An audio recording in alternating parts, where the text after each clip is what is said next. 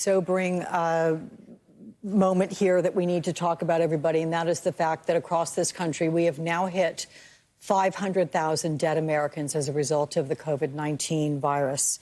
It is a stunning point to have reached. It has not taken that long to reach the last 200,000 numbers. That has been over just the last 2 months, everybody. The U.S. reaching this point, and also more than 28.2 million cases. As Noel and Kim, I ask you to stand by. I hope we can get back to you because your story is incredibly important. But I do want to bring in Msnbc medical contributor Dr. Kavita Patel and have you just put this milestone into perspective for us. Yeah, Alex, I mean, so many emotions that are kind of creeping up probably on all of us, to be honest. 500,000, that's about 1 in 670 Americans who have died, who are never going to come back, and who we, as we talked about earlier, we could probably have prevented a good number of these. But I think what's even harder to imagine, Alex, I was thinking about the 1918 pandemic, and there were about 675,000 deaths. And we thought, surely our medicine has advanced, our society has advanced, that we'll never face anything like that. And here we are. I mean, my children, my grandchildren, there are generations that are going to look back and say what a failure in some ways our approach to this pandemic has been. And I think, you know, just listening to Noel and Chris, that story, that is defining what we're doing now. But I really am hopeful. If there's one way to be hopeful, it's that we're starting to see some light. A third of those 500,000 deaths, Alex, were in nursing homes and long-term care facilities. Those are populations where we are now seeing those deaths plummet because of the vaccine. So, you know, this is sobering. And I think I just want to say this. It's okay to be emotional. I know we try really hard. I know but we do, okay. Right?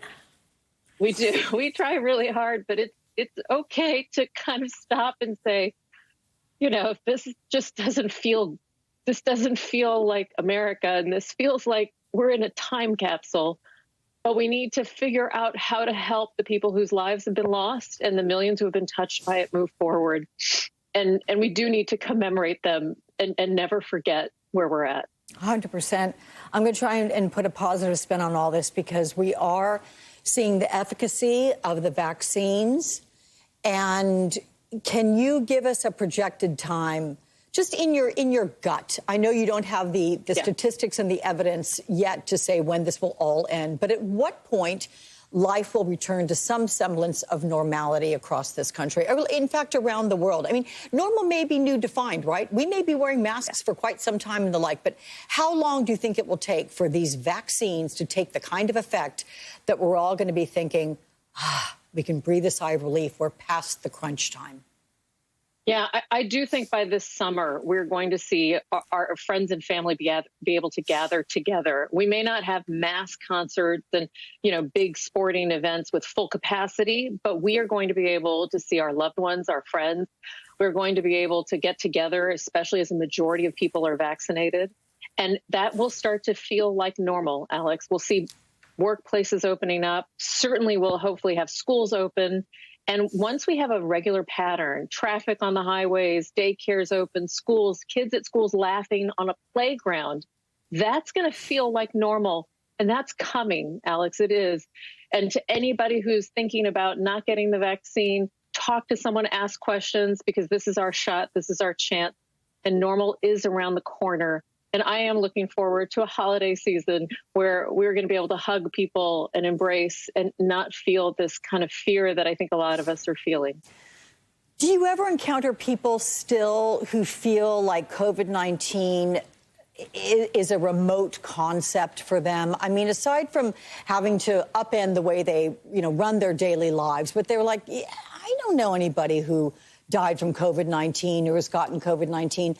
Is it still statistically possible to have that out there? I know people who've died. I know people who've lived through it and may not even be completely recovered, even after months later. Are there people out there who really can say legitimately, this doesn't affect me? There are, but we have a psychological phrase for that. I mean, they really are truly in denial, Alex, because even if they themselves have been infected, if they had to get through it, they say, well, it's not so bad. And I do think that a lot of us, in order to cope, have been in denial because it's so hard to face these deaths and this reality. But there are still people, the ones who don't believe in masks, who think the science hasn't supported it. Even if they know someone who's died, they don't believe that they play a role in helping to decrease the transmission of the virus. And I think that's what is the most dangerous activity. We have vaccines. We have the ability to decrease this virus's activity, not eliminate it. Let me be clear. It'll always be around, but to decrease it. And it's people who really don't believe in vaccines, who don't believe in talking about how people get infected. That's actually going to remain with us. And they really are in denial, to put it bluntly. Yeah. I want to alert everybody to what they're seeing scrolling on the bottom of their screen. For the rest of the day today, everyone, we are going to be updating consistently, state by state, the numbers of the deceased due to COVID-19 here across this country. Look at your state. If you don't know where the numbers are, to put it all in perspective, take a look. We're just starting there with Alabama. It will scroll across. We're going to update it all day long as we approach California there. I mean, look at the extraordinary numbers, almost 50,000 alone in the state of California. Of course, a very, if not the most populous state here. Dr. Patel, thank you so much. It is a sobering concept, and I thank you for your expertise and all the stats and experience you bring. And I also appreciate your emotions through all this, because I'll tell you, it is worth shedding a tear and then some, because it is an extraordinary thing that this country has gone through. Thank you, Dr. Patel, for that. Hey, everyone, very quickly, I want to go back, if I can, to Kim Tran very quick, and, of course, Noel Quintana. Noel, we've heard your story. It is unbelievable. But, Kim, going forward, what can we do to try to keep this kind of attack, this, I mean, it's unbelievable the kind of attacks that have been put on the Asian American community here. What can we do? It's more than just about see something, say something. I know we heard actress Olivia Munn. She actually was on this network yesterday, and she was talking about that, how people can do that.